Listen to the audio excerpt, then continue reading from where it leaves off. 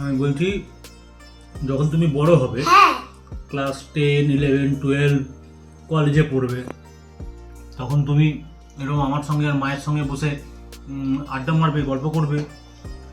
আড্ডা কোথায় মারছি? এই তো মানে কথা বলা, আড্ডা মারা, একটুখানি আমাদের সঙ্গে আলোচনা করা।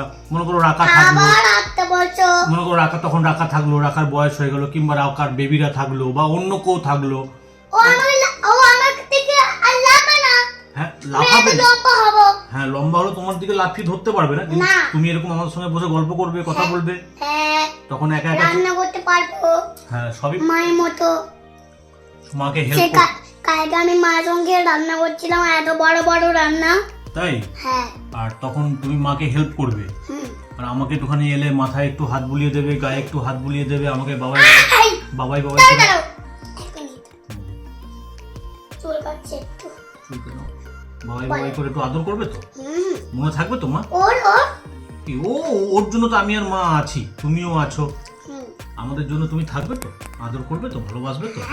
ঠিক আছে, আমি সব কথা শুনবো। ঠিক আছে, ঠিক আছে। থ্যাংক ইউ মা।